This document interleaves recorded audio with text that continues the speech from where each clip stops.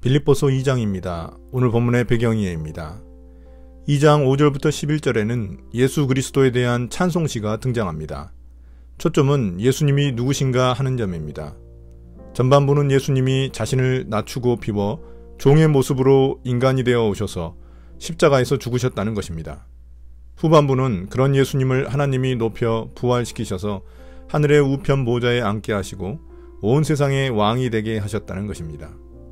당시 로마 황제 숭배 사상이 팽배해 있던 때에 이런 찬송시는 빌립보 교회 성도들의 신앙 고백과도 같았을 것입니다. 로마 황제가 왕이 아니라 진짜 왕은 예수 그리스도라는 사실을 믿고 살아가는 것이 바로 복음에 합당한 삶입니다. 2장 1절부터 4절입니다. 교회의 연합. 그러므로 그리스도 안에서 여러분에게 무슨 격려나 사랑의 무슨 위로나 성령의 무슨 교제나 무슨 동정심과 자비가 있거든 여러분은 같은 생각을 품고 같은 사랑을 가지고 뜻을 합하여 한 마음이 되어서 내 기쁨이 넘치게 해 주십시오. 무슨 일을 하든지 경쟁심이나 허영으로 하지 말고 겸손한 마음으로 하고 자기보다 서로 남을 낮게 여기십시오. 또한 여러분은 자기 일만 돌보지 말고 서로 다른 사람들의 일도 돌보아 주십시오. 바울은 빌립보 교회에 필요한 첫 번째 권면을 자세히 설명합니다. 바울은 빌립보 교회 안에 있는 격려와 위로, 교제, 그리고 동정심과 자비를 가지고 성도들이 같은 생각으로 연합하라고 권면합니다. 같은 생각, 같은 사랑, 같은 마음이 있을 때 바울이 넘치는 기쁨을 누리게 될 것입니다. 바울은 교회가 연합하기 위한 구체적인 실천 방법을 제시합니다. 경쟁심이나 허영심으로 하지 말라는 것입니다. 이 말은 겸손한 마음으로 자기보다 남을 더 낮게 여기는 것, 그리고 자기 일만 신경 쓰지 말고 다른 사람의 일도 돌보아 주는 것으로 실천되어야 합니다. 2장 5절부터 11절입니다. 주가 되신 예수 그리스도. 여러분 안에 이 마음을 품으십시오. 그것은 곧 그리스도 예수의 마음이기도 합니다. 그는 하나님의 모습을 지니셨으나 하나님과 동등됨을 당연하게 생각하지 않으시고 오히려 자기를 비워서 종의 모습을 취하시고 사람과 같이 되셨습니다. 그는 사람의 모양으로 나타나셔서 자기를 낮추시고 죽기까지 순종하셨으니 곧 십자가에 죽기까지 하셨습니다. 그러므로 하나님께서는 그를 지극히 높이시고 모든 이름 위에 뛰어난 이름을 그에게 주셨습니다. 그리하여 하늘과 땅 위와 땅 아래에 있는 모든 것들이 예수의 이름 앞에 무릎을 꿇고 모두가 예수 그리스도는 주님이시라고 고백하여 하나님 아버지께 영광을 돌리게 하셨습니다. 이제 바울은 예수 그리스도에 대한 찬송시를 제시합니다. 지금 성도들에게 필요한 것은 그리스도 예수의 마음을 품는 것입니다. 그러나 이 마음은 이미 성도들 안에 있는 것입니다. 다시 이 시를 통해 그런 마음을 일깨워 주려는 것입니다. 이 시의 주제는 예수 그리스도가 어떤 분이신가 하는 점입니다. 예수님은 하나님의 형상이시지만 하나님과 동등하게 여겨지기를 원하지 않으시고 종의 형상을 취해 이 땅에 사람으로 오셨습니다. 스스로 자기를 낮추셔서 십자가에 죽기까지 순종하셨습니다. 그러나 하나님은 이러한 예수님을 이 세상의 주님이 되게 하셨습니다. 전반부가 예수님이 하신 일이라면 후반부는 하나님이 하신 일에 초점을 맞추고 있습니다. 하나님은 십자가에서 죽으신 예수님을 부활시켜 지극히 높여주시고 모든 이름보다도 더 뛰어난 이름을 주셨습니다.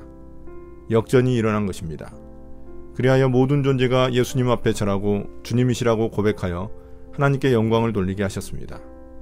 이처럼 예수님을 이 세상의 주님이라고 고백한 사람들이 바로 빌립보 성도들이라는 것입니다. 그러므로 예수님의 주되심을 거부하는 대적자들과 맞서 싸워야 하는 것입니다.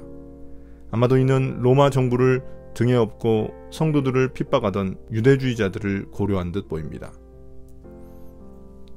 2장 12절부터 18절입니다. 자기 구원을 이루는 삶. 그러므로 사랑하는 여러분, 여러분이 언제나 순종한 것처럼 내가 함께 있을 때뿐만 아니라 지금과 같이 내가 없을 때에도 더욱더 순종하여서 두렵고 떨리는 마음으로 자기의 구원을 이루어 나가십시오. 하나님은 여러분 안에서 활동하셔서 여러분으로 하여금 하나님을 기쁘게 해드릴 것을 염원하게 하시고 실천하게 하시는 분입니다. 무슨 일이든지 불평과 시비를 하지 말고 하십시오. 그리하여 여러분은 흠이 없고 순결해져서 구부러지고 뒤틀린 세대 가운데서 하나님의 흠없는 자녀가 되어야 합니다. 그리하면 여러분은 이 세상에서 별과 같이 빛날 것입니다. 생명의 말씀을 굳게 잡으십시오. 그리하면 내가 다름질한 것과 수고한 것이 헛되지 아니하여서 그리스도의 날에 내가 자랑할 수 있을 것입니다. 그리고 여러분의 믿음의 제사와 예배에 나의 피를 붓는 일이 있을지라도 나는 기뻐하고 여러분 모두와 함께 기뻐하겠습니다. 여러분도 이와 같이 기뻐하고 나와 함께 기뻐하십시오. 바울은 교회의 연합과 예수님의 주되심을 고백하여 자기 구원을 이루라고 권합니다. 빌립보 교회가 처한 안과 밖의 문제들에 대한 처방을 내려주고 있는 것입니다. 당시 박해를 두려워하지 말고 오히려 주님을 두려워함으로 순종하여 구원을 이루라는 것입니다. 그렇게 할 수 있는 이유는 성도들 안에서 소원을 두고 일하시고 이루시는 분이 바로 하나님이시기 때문입니다. 그러므로 복음에 합당한 삶이란 무슨 일이든지 불평과 시비가 없게 하는 것입니다. 15절 16절은 원망과 시비가 없게 해야 하는 이유를 설명합니다. 두 가지입니다. 먼저 빌립보 교회가 거룩한 모습, 흠이 없는 모습으로 세상에서 별과 같이 빛나기 위해서입니다. 또한 생명의 말씀을 굳게 붙드는 것입니다. 여기서 생명의 말씀이란 많은 학자들이 복음을 의미한다고 말합니다. 또한 굳게 붙잡다는 말은 믿고 순종한다는 의미입니다. 그러므로 빌립보 성도들이 복음을 믿고 순종하면 바울이 수고한 것들이 열매를 맺어 주님이 다시 오시는 날 자랑거리가 될 것이라고 말합니다. 바울은 이러한 자신의 수고를 제사, 특히 전제에 비유합니다. 전제란 제물 위에 피나 포도주 등을 붓는 제사를 의미합니다. 빌립보 교회의 믿음과 예배를 제물로 삼아 제사 드리는 바울을 떠올리게 됩니다.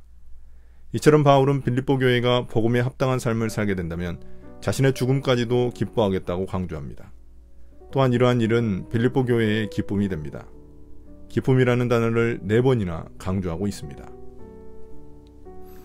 2장 19절부터 24절입니다. 디모데를 보내려는 계획. 나는 주 예수 안에서 디모데를 여러분에게 곧 보내고 싶습니다. 그것은 나도 여러분의 형편을 알므로써 격려를 받으려는 것입니다. 나에게는 디모데와 같은 마음으로 진심으로 여러분의 형편을 염려하여 줄 사람이 아무도 없습니다. 모두 다 자기의 일에만 관심이 있고 그리스도 예수의 일에는 관심이 없습니다. 그러나 디모데의 인품은 여러분이 잘 알고 있습니다. 그는 자식이 아버지에게 하듯이 복음을 위하여 나와 함께 봉사하였습니다. 그러므로 내 일이 되어가는 것을 보고 그를 곧 보낼 수 있기를 바랍니다. 그리고 나도 곧 가게 되리라는 것을 주님 안에서 확신합니다. 이제 바울은 빌립보 교회에 디모데를 보내려는 계획을 밝힙니다. 자신이 감옥에 있어 갈 수 없으니 디모데를 보내 교회 사정을 알고 그 문제를 해결하려는 것입니다. 바울은 디모데를 보내는 몇 가지 이유를 밝힙니다. 먼저 디모데는 자신과 같은 마음으로 빌립보 교회를 걱정하고 있기 때문입니다. 또한 다른 사람들은 자기 일에만 관심이 있지 예수의 일에는 관심이 없기 때문입니다. 디모데를 보내는 일이 곧 예수의 일이라는 의미입니다. 또한 디모데의 인품과 수고가 뛰어나기 때문입니다.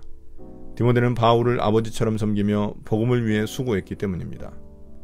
바울은 자신에게 일어나는 일의 형편을 보며 디모데를 곧 보내려고 합니다. 또한 자신도 곧 빌립보를 갈 것이라고 확신합니다. 2장 25절부터 30절입니다. 에바브로디도를 보내려는 계획. 그러나 나는 내 형제요 동역자요 전우요 여러분의 사신이요 내가 쓸 것을 공급한 일꾼인 에바브로디도를 여러분에게 보내야 할 필요가 있다고 생각하였습니다. 그는 여러분 모두를 그리워하고 있을 뿐만 아니라 자기가 병을 앓았다는 소식을 여러분이 들었기 때문에 몹시 걱정하고 있었습니다. 사실 그는 병이 나서 죽을 뻔하였습니다. 그러나 하나님께서 그를 불쌍히 여기시고 그만이 아니라 나도 불쌍히 여기셔서 나에게 겹치는 근심이 생기지 않게 해주셨습니다. 그러므로 내가 더욱 서둘러서 그를 보냅니다.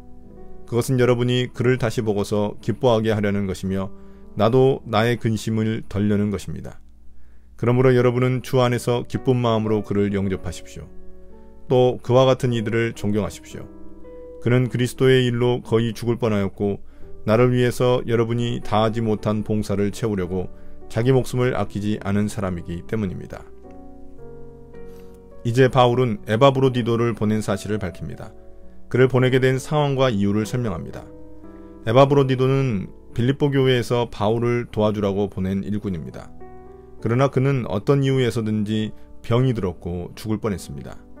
그러나 하나님이 그를 다시 살려주셨습니다. 이 소식을 빌립보 교회 성도들이 들었기 때문에 에바브로디도는 오히려 빌립보 교회 성도들을 걱정하고 있습니다. 그래서 바울은 급히 에바브로디도를 빌립보 교회에 보냈습니다. 빌립보 교회의 사람들은 에바브로디도가 건강을 회복한 것을 보며 기뻐할 것이기 때문입니다. 바울은 빌립보 교회 성도들에게 그를 기쁜 마음으로 영접하고 존경하라고 권면합니다. 그가 주님의 일을 하다가 거의 죽을 뻔했고 빌립보 교회의 사명을 그가 대신하려는 중에 이런 일을 겪었기 때문입니다. 나의 묵상입니다. 교회는 안으로는 연합하고 밖으로는 예수님이 온 세상의 주님이시라는 사실을 드러내야 합니다. 그것이 교회의 사명입니다. 바울이 말하는 연합의 원리는 자기보다 남을 낮게 여기고 자기 일뿐만 아니라 남의 일도 돌보는 것입니다. 또한 수많은 우상들이 있는 세상 속에서 오직 예수님만이 주님이심을 드러내려면 십자가를 기억해야 합니다. 그것이 복음에 합당한 삶의 모습입니다. 그럴 때 우리는 구원을 이루어 세상의 별과 같이 빛날 것이고 주님 다시 오시는 날 자랑거리가 될 것입니다. 교회 연합을 위해 나는 얼마나 순종하고 있습니까? 나는 세상에서 얼마나 주님이 내 삶의 주인, 세상의 주인이심을 드러내고 있습니까?